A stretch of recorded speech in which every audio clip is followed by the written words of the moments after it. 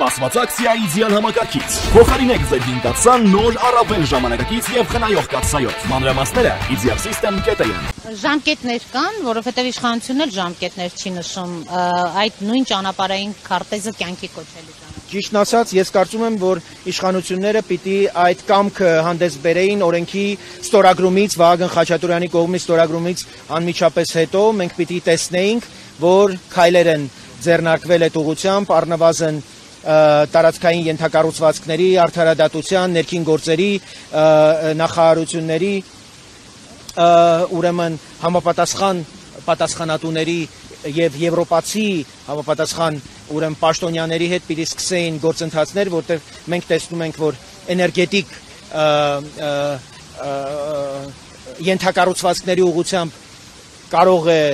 շատ լուրջ ֆորս-մաժորային, կոլապսային գործընթացներ տեղի ունենան առաջիկայում,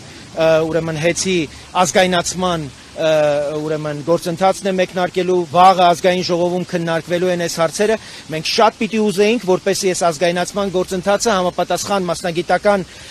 ուրեմն եւ անհրաժեշտ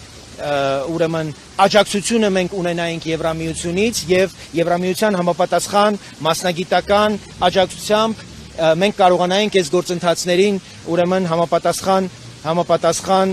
անհրաժեշտ պաշտպանական ուրեմն բնույթ հաղորդել։ Մենք հասկանում ենք, որ ՀԵՑ-ը այսօր գտնվելով Ռուսաստանի ուղիղ, այսպես նշանառության տակ, Գազպրոմը եւ գազատրանսպորտային բաշխիչ ցանցը եւս կարող են հայտնվել այդպիսի հարձակումների տակ եւ Հայաստանը պարտավոր է ուղղակի քայլեր ձեռնարկել եւ ազդակ հղել Եվրամիությանը, որ մենք ունենք այսպիսի ցանկություն։ Մենք ուզում ենք ազգայնացնել ուրեմն ՀԵՑ-ը եւ էներգիայի բաշխիչ ցանցը եւ գազի բաշխիչ ցանցը եւ դրանով ցույց տայինք, թե որքան ինքնիշխան ենք եւ թե որքան ինքնիշխանության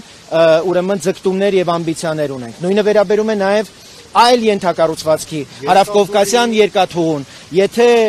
մենք շարունակում ենք ռուսներին վերապահել այդ երկաթուղին, մենք ոչ խաղաղության խաչմերուկ ենք ունենալու, ոչ էլ խաղաղություն ենք ունենալու։